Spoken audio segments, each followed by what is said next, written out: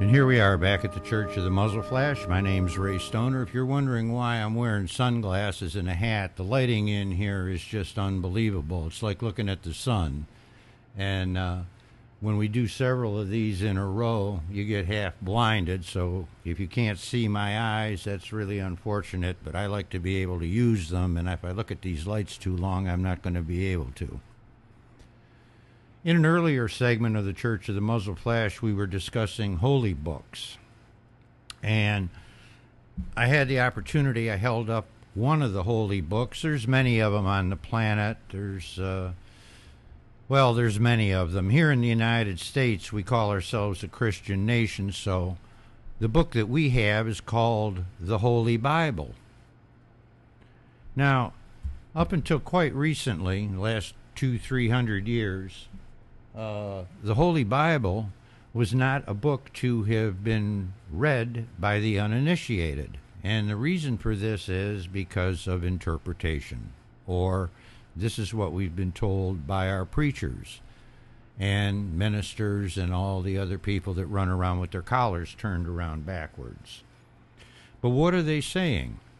They're saying that we don't have the right to examine what they're saying because they speak for the Lord, and they are the only ones that are allowed to interpret this kind of thing.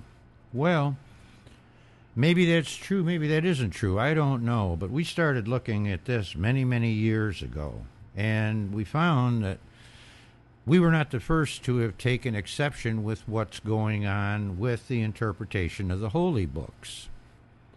Depending on what religion you have, depends on what your interpretation is.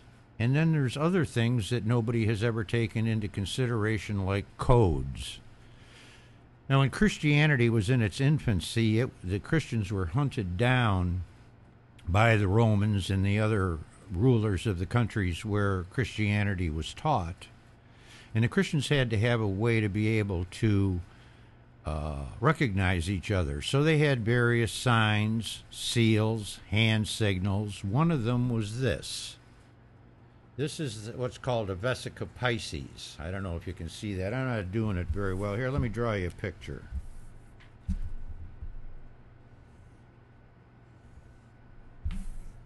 There it is. Now you recognize it. Bible, Vesica Piscis. The Vesica Piscis, of course, is a geometric form.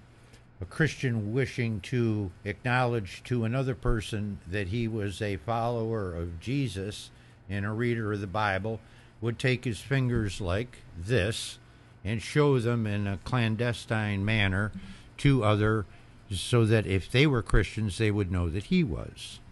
Okay, that being said, since everything was an encryption and everything was a code, what do we do with this? This is called an anagram, for those of you who don't know what this is. And this is what the Bible is. B-I-B-L-E, L-E-I-B-B. Leb, Levites, Christianity, all the same thing. So is the book a code? Well, we started looking, and there were a bunch of us that were involved in this. This work goes back like 35 years. And when we started looking into this, we found that back in the 1880s and 1890s, there was a gentleman by the name of Ivan Panin who had taken the Bible apart and put it back together again. And when he did this using arithmetic, not mathematics, arithmetic, he came up with something that was just stunning.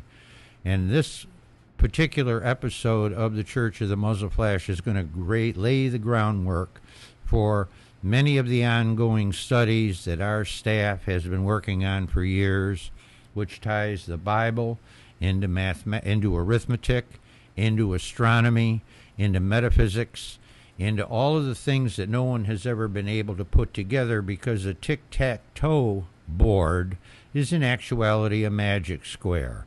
And a magic square is an arithmetic codification, And if you continue to come back to the Church of the Muzzle Flash, which we hope you will, and like any church, we expect you to give donations because we're a nation of doers and we accept donations.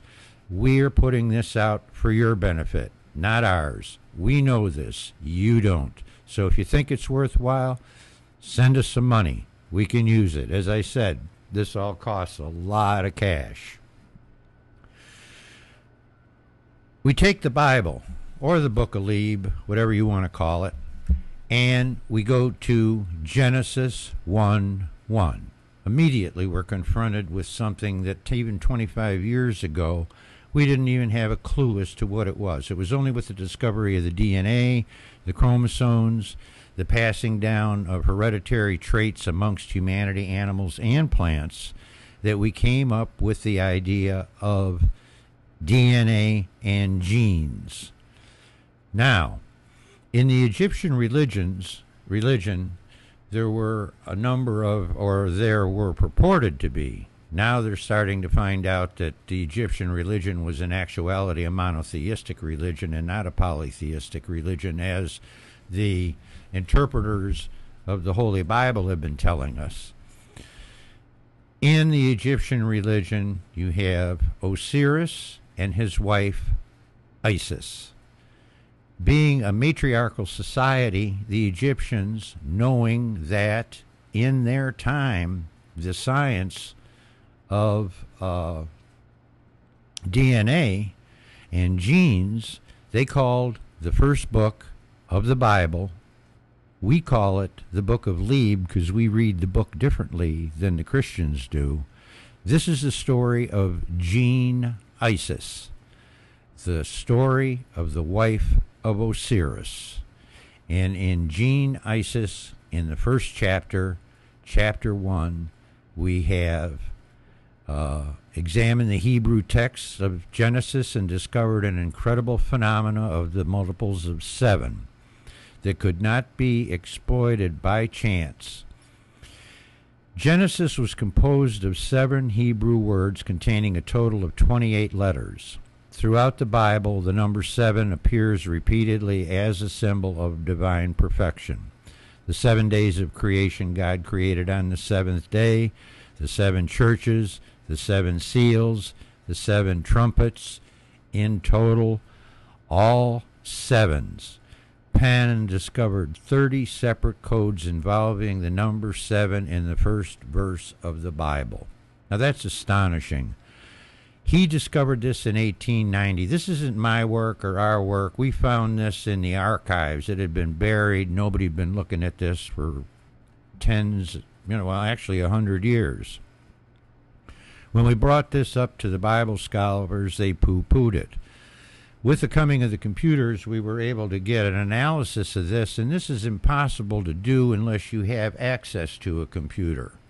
And as we went through the various books of both the Old and the New Testament, we found that the only way that this book could have been composed in the manner that it was composed is with the use of computers, which of course turns the tables on all of our educational system and everything else that these people tell us is real. Now, we go to the first chapter of the book of Gene Isis, and it says, "In the beginning, God created the heaven and the earth." The number of words in the Hebrew language in Genesis 1, 7. The number of letters in the 7 Hebrew words total 28, or 7 times 4. The first 3 Hebrew letters translated, "In the beginning God created," have 4 letters, or have 14 letters, 7 times 2. I'm reading this. I'm not making this up. You can find this on your internet if you want to. And this is what we're trying to do. We're trying to make people think. This is truth. All the rest is hearsay. If you can't put your finger on it and make it walk, it isn't real.